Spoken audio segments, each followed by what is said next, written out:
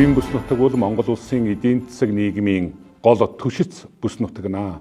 Тийм учраас бид бүхэн энэ Монгол улсын эдийн засгийн хөгжлийг хангах нийгэм соёлын салбаруудын үйлчилгээний хүртээн чанарыг ахиулах чиглэлээр бусад бүсүүдэн манлайлан ажиллаж улс орныхон хөгжилд илүүтэй ахиц үр дүн авчрах үйл ажиллагаанд тодорхой хувь нэмрээ оруулах учиртай.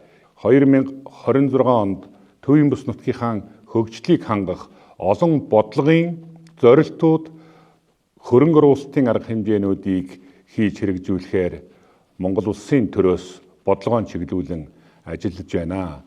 Төвийн бүс нутагт энэ мал аж ахуй газар тариалангийн үйлдвэрлэл, боловсруулах салбарын үйлдвэрлэлийн хослолыг хангах замаар ажлын байрыг ахиу бий болгох, энэ салбараас гарах бүтээгдэхүүн үйлдвэрлэлийн хэмжээг нэмэгдүүлэх, үүгээрээ дамжуулж иргэдийнхээ хүнсний хангамж аюулгүй байдал, цагаан алт хөтөлбөрүүдээ амжилттай хэрэгжүүлэхэд бид илүү ихийг хийж бүтээх учиртай.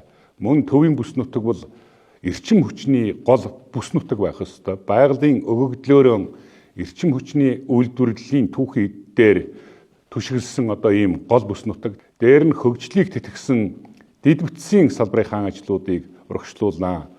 Батсүмбрээс Түнхэл, Цээлээс Орхон туул хүрэх авто замын ажлыг эх онд илүү эрчимтэй явуулж, Төвийн бүс нутгийг тойрсон хөгжлийн колцоо авто замыг бий болгосноор энэ бүс нутаг нийслэлийн бүс нутагтай интеграцчлах ийм том өргөн боломжийг бүрдүүлж өгж байгаамаа. Дээр нь Төвийн бүс нутагт эрүүл мэндийн 3 дахь шатлалын том эмнэлгийг байгуулах замаар энэ бүс нутгийн иргэдийн эрүүл мэндийг дэмжин хамгаалах, эрт илрүүлэг оншилгоог сайжруулах арга хэмжээг мөн авч хэрэгжүүлнэ. Та бүхэн маань энэ гарч буй 2026 онд бийсэн нэрвэл өрх гэртэн нас жаргал дүүрэн сайхан байхын ёроолыг өргөн дэвшүүлье. Шинэ оноон сайхан тэмдэглэж сайхан баярлаарай.